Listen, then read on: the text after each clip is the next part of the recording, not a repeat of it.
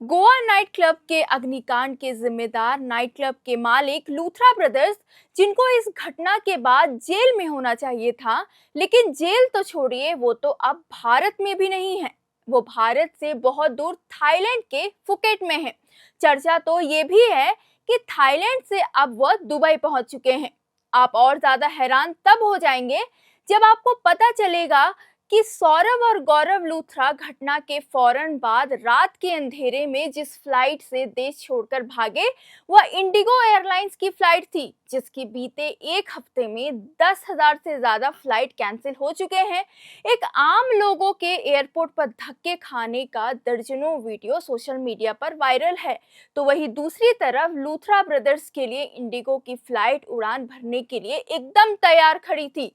यह दावा भी हमारा नहीं है, बल्कि राजस्थान के नागौर से सांसद हनुमान बेनीवाल का है, जिन्होंने लोकसभा में ये बातें कही। बड़ी चर्चा करें, हाउस चल रहा है, इंडिगो की फ्लाइटें रद्द हो गई, लेकिन आज 5:30 बजे इंडिगो फ्लाइट के अंदर जो लूथरा ब्रदर्स दोनों भाई है, जो गोवा के नाइट क्लब में आग लगी, 27 लोग मारे गए और इंडिगो फ्लाइट से दोनों भाई भाग गए यहीं से। पार्लियामेंटली इससे बड़ा दुर्भाग्य नहीं हो सकता। कौन सी टीएमसी नेता प्रियंका टिमरेवाल ने भी इस मामले पर बयान जारी किया है। उन्होंने कहा है कि नॉर्मल पैसेंजर के लिए इंडिगो की फ्लाइट उपलब्ध नहीं थी, लेकिन गोवा के नाइट क्लब के मालिक सौरव लूथरा और गौरव लूथरा इंडिगो की फ्लाइट से थाईलैंड बिल्कुल सही टाइम से पहुंच गए। आप यह सोचिए कि एक तरफ बच्चे और बुजुर्ग इंडिगो फ्लाइट से परेशान थे, फंसे हुए थे, वहीं दूसरी तरफ नाइट क्लब के मालिक, जिनके पास प्रॉपर लाइसेंस भी नहीं है होटल चलाने के लिए, वो आसानी से फरार हो गए। अब ये किसी सपोर्ट के बिना पॉसिबल नहीं हो सकता है। इस सवाल का जवाब कोई नहीं दे रहा और पूरा सिस्टम अभी इज्जत बचाने की कोशिश में लगा हुआ है। इस घटना के 4 दिनों के बाद गोवा पुलिस की पहुंच से लूथरा ब्रदर्स भले ही अब दूर हैं, लेकिन पुलिस ने नाइट क्लब के सहमालिक अजय गुप्ता को नई दिल्ली से हिरासत में ले लिया है। गिरफ्तारी के बाद अजय गुप्ता ने कहा कि मैं तो बस एक पार्टनर हूं, मुझे कुछ नहीं पता। इस बीच नाइट क्लब के मालिक गौरव लूथरा और सौरव लूथरा ने अग्रिम जमानत के लिए दिल्ली की रोहिणी अदालत में याचिका दायर की है। इस मामले की आज बुधवार को सुनवाई भी होनी है। इससे पहले मंगलवार को गोवा में लूथरा ब्रदर्स के नाइट क्लब पर प्रशासन का बुलडोजर एक्शन भी हुआ। जिस क्लब में शनिवार रात को आग लगी थी, उसे सील किया गया, जबकि गोवा में एक और नाइट क्लब पर बुलडोजर चला है। ये इसलिए क्योंकि उस क्लब का लाइसेंस पिछले साल ही एक्सपायर हो चुका था। आग का गोला बनाकर 25 से ज्यादा लोगों को निगल लेने वाला नाइट क्लब उसके मालिक और सरकारी सिस्टम की पार्टनरशिप से चल रहा था। पार्टनरशिप की वजह से नाइट क्लब के मालिक आग लगने की कुछ ही घंटे के अंदर भारत से फरार हो गए। मुंबई हवाई अड्डे के इमिग्रेशन रिकॉर्ड के मुताबिक सौरव और गौरव लूथरा घटना के केवल 5 घंटे बाद ही, यानी रविवार सुबह करीब 5:30 बजे फुकेट के लिए उन्होंने उड़ान भरी। दोनों ने इंडिगो की फ्लाइट नंबर 6E1073 से फुकेट के लिए उड़ान भरी थी। अब आप सोचिए, गोवा में नाइट क्लब में आग लगी और सिर्फ 5 घंटे के अंदर वो वहां से भाग गए। अब सवाल यहाँ पे ये भी है कि ये सब इत्तेफाक था या सिस्टम की, प्रशासन की मेहरबानी, क्योंकि जब इंडिगो की फ्लाइट लगातार कैंसिल हो रही थी, तब थाईलैंड के लिए लूथरा ब्रदर्स को एकदम कंफर्म टिकट कैसे मिल गई, कैसे उनके लिए कोई दिक्कत नहीं हुई, और तो और बिना डिले फ्लाइट टेक ऑफ भी हो गई। इधर गोवा पुलिस की डीआईजी वर्षा शर्मा इन आरोपों को खारिज करती है कि पुलिस बल के किसी सदस्य ने मुख्य आरोपियों को थाईलैंड भागने में मदद की।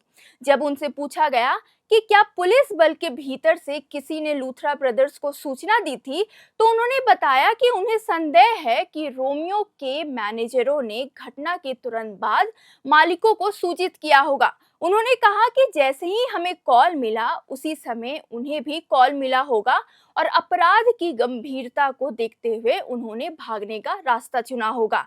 घटना के महज 5 घंटे बाद ही दोनों मालिक गौरव और सौरभ गौरव लूथरा रविवार तड़के दिल्ली से इंडिगो फ्लाइट पकड़कर थाईलैंड चले गए। वे तब भाग निकले जब गोवा पुलिस के अनुरोध पर उनके खिलाफ लुकआउट सर्कुलर जारी भी नहीं हुआ था। जब पूछा गया कि क्या 5 घंटे का समय दिल्ली पुलिस और एयरपोर्ट अधिकारियों को सूचना देने के लिए पर्याप्त नहीं था ताकि उन्हें रोका जा सके, तो वर्षा शर्मा ने कहा कि स्थानीय पुलिस ने तुरंत कार्रवाई की और उन्हें ढूंढने की कोशिश भी की। तुरंत हमने मालिकाना हक और दस्तावेजों की जांच शुरू की और उन्हें ढूंढने की कोशिश की तथा कुछ कदम तुरंत उठाए भी गए।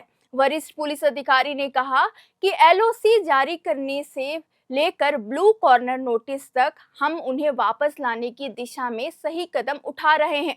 उन्होंने यह भी खारिज किया कि वरिष्ठ आईपीएस अधिकारियों ने स्थानीय पुलिस को दरकिनार कर दिया था और क्लब की अवैध गतिविधियों की जानकारी होने के बावजूद कार्रवाई नहीं की। उन्होंने इन दावों को पूरी तरह गलत बताया। उन्होंने कहा कि मुझे लगता है कि आईपीएस अधिकारियों के किसी को बचाने की अफवाह बिल्कुल गलत है। वरिष्ठ पुलिस अधिकारी ने कहा कि एलओसी जारी करने से लेकर ब्लू सर्कुलर नोटिस तक हम उन्हें वापस लाने की दिशा में सही कदम उठा रहे हैं।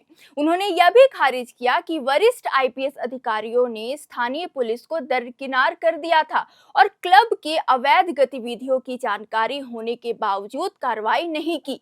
उन्होंने इन दावों को भी पूरी तरह गलत बताया। उन्होंने कहा कि मुझे लगता है कि आईपीएस अधिकारियों के किसी को बचाने की अफवाह बिल्कुल गलत है। मैं इससे सहमत नहीं हूं क्योंकि हमने उन्हें पकड़ने के लिए जो भी संभव था किया और हम उन्हें बहुत जल्द गिरफ्तार भी कर लेंगे।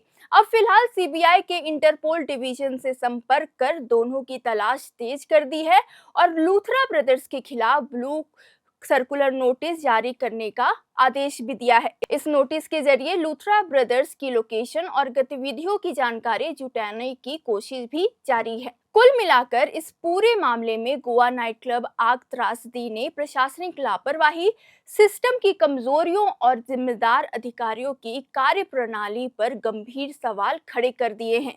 इधर उन 25 मृतकों में से एक शख्स राहुल तांती ऐसा भी था जिसकी नाइट क्लब में काम का पहला दिन ही था और यह उसकी आखिरी दिन भी साबित हुआ, मानो मौत उसे असम से गोवा खींच लाई हो। या हमने आपको एक वाकया बताया, ऐसे कई और भी हैं जिनके या तो उम्र कम थी या कुछ ऐसे भी थे जो अपने परिवार से कई सालों से मिले भी नहीं थे और इस हादसे का शिकार हो गए।